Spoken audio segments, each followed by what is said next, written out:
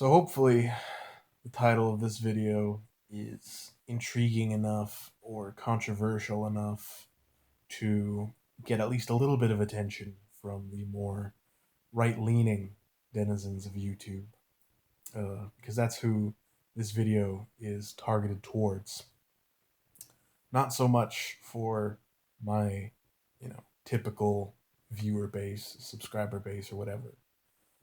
Although, hopefully, you still find this video interesting, my subscriber. Um, in that, you may not have ever thought about this topic in this way, or thought about it in depth, or whatever. So, hopefully, it's still enjoyable. Um, but yes, for any individuals out there that are more of the fasci goy persuasion, um, hopefully, after calling me, a fat degenerate or whatever in the comments, which I do appreciate. I appreciate the comments. They really improve the traffic on my channel, so I appreciate that. But after that, hopefully you will stick around and check out this video. Maybe it'll get more of the it'll get your axioms activating. It'll get your almonds activating.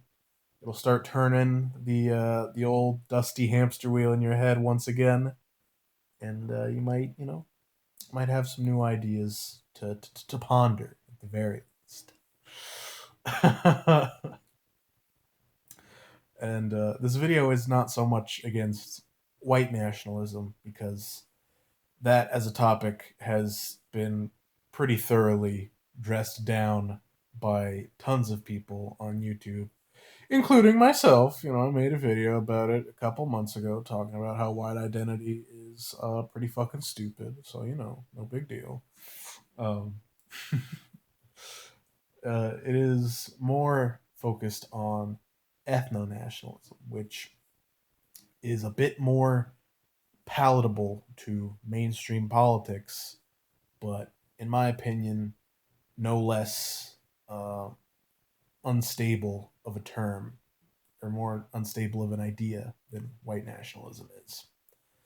Um, so to go through it by examples, the United States is um, a pretty clear example of a society in which ethno-nationalism can't really be applied, and a lot of more serious ethno-nationalists, already understand this, and that's why they make fun of Americans so much. So this isn't so much of a gotcha moment, more of just explaining the idea. But Americans are a huge, as white Americans specifically, I guess, are a big hodgepodge of every, more or less, uh, every different European identity, all mixed together in all these various different ways, as well as Latinos and blacks and Native Americans and Asians. So pretty much everyone from all over the world got in on the big melting pot, I guess you could say.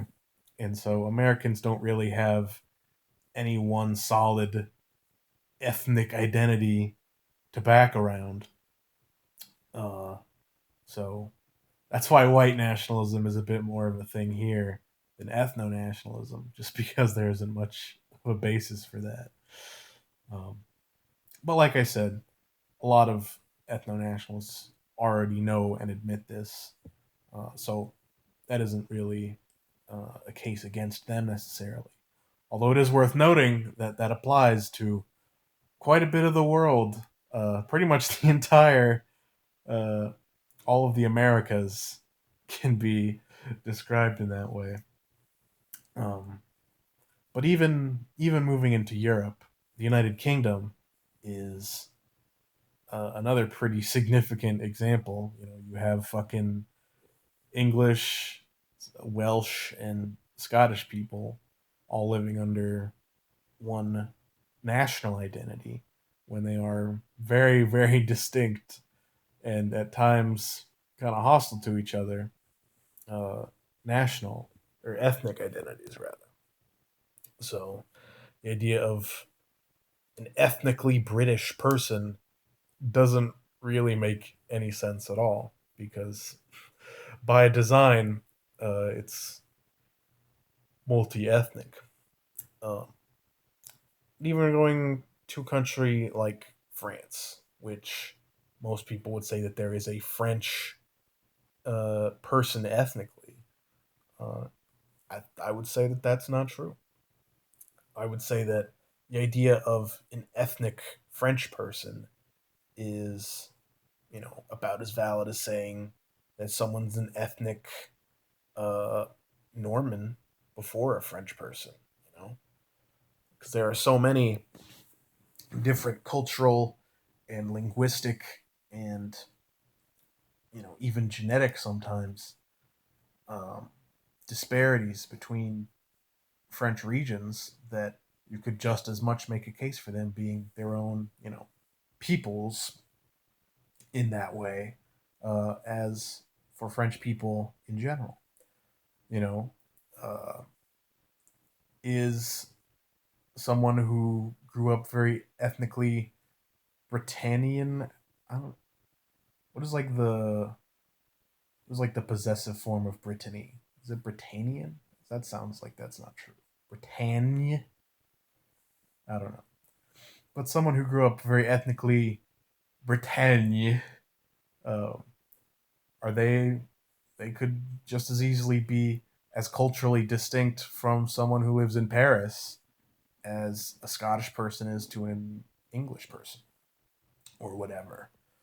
Um, and there's tons of regions like that in France. Like I said, Normandy, fucking Gascony, Provence, the Rhine, the Rhenish parts of France, um, all over the place. So anyone who claims, that French identity is this solid, fucking firm historical thing, it really isn't. Especially because most of those areas were ruled by different people for large portions of French history. So that claim does not really work. And even if you were, to purge all non-French people from France, the problem with ethno-nationalism is that on a structural level, you're placing uh, ethnic purity at the top of the scale of societal values. And so once you've run out of black and brown people to kick out of your country or to kill or whatever, uh, you don't really have anywhere to go from there except to discriminate against these Rhenish people, these people that live in Alsace Lorraine or whatever. They're a little too German for our liking. We're gonna have to kick them out. And then for the Normans, these Normans, they're a little too similar to the English. We're gonna have to kick them out. And you keep going and going because that's really the only way to progress societally. That's the only logical progression of that ideology is to have a smaller and smaller, purer and purer group of people until there isn't really anybody left. Uh, and even in the best, the steel man, I guess, of that kind of societal structure of Japan. Although I know Japan isn't an ethno state like politically, but I mean, people say, "Oh, we should be like Japan and be that culturally homogenous and stuff." Even Japan has the Ainu people, who are, they were actually the inhabitants of Japan uh, quite before the people that we now know as Japanese entered the islands. Um, and they're very culturally and religiously distinct, and even phenotypically distinct from the Japanese population as a whole. And even there, you could have people, if Japan were to become a ethnostate, people would be debating about, how ethnically, is there any Ainu miscegenation in your family tree and stuff like that. And of course, with all of the um, race mixing that happened with the American occupation and stuff like that, Korean immigrants and Chinese immigrants, it's not exactly so clear cut in Japan neither. And really, the rest of the world is much more diverse than Europe. Even in Africa, they have tribal. There's like a fucking shit zillion different tribes in Africa that all have different cultural practices and religious practices and linguistic differences a lot of the times. Um, in Asia, I mean, fucking Asia is massive, obviously, but India, there's a fucking bajillion different ethnic groups. In China, there's a bajillion different ethnic groups. So it it just doesn't work as a concept anywhere. None of the world really. It's not as culturally or ethnically homogenous as you'd like it to be, but that's just the real world.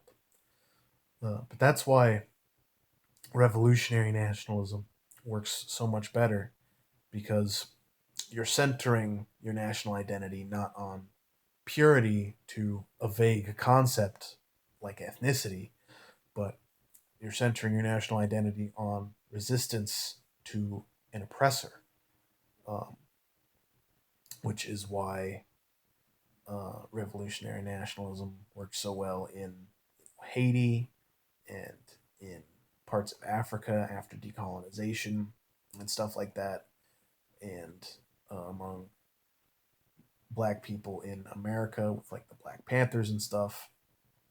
Um, because you're not focusing your aggression inward upon your own polity, but outward against the people that are fucking with you.